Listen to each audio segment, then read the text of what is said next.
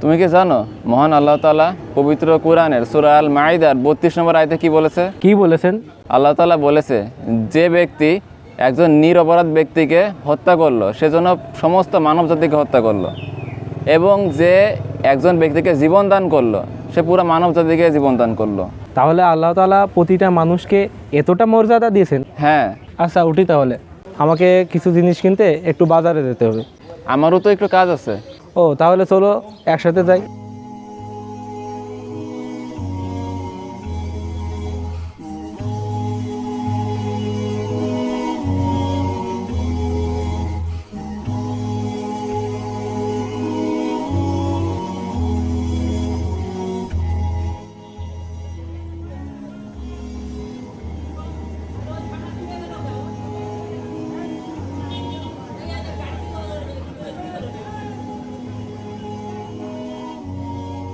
ভাই একটা Surf Excel দেন তো। ভাই ওটা তো ওই দেশের পণ্য, এই জন্য বেশি না ভাই। ঘড়ি আছে ভাই, ঘড়ি নেন, ভালো হবে।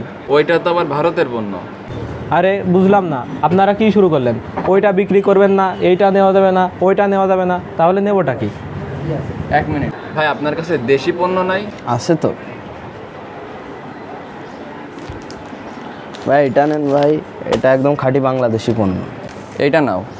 বুঝলাম না, দেশি পণ্য নিয়ে তোর মাতামাতির কি আছে? আচ্ছা শোনো তাহলে, আমাদের সকলেরই উচিত নিজেদের দেশের পণ্য ব্যবহার করা। এতে আমাদের দেশের অর্থ বিদেশে যাবে না এবং আমাদের অর্থনীতি সমৃদ্ধ হবে। আসুন আমরা দেশীয় পণ্য ব্যবহার করি, নিজ দেশকে সমৃদ্ধ করি।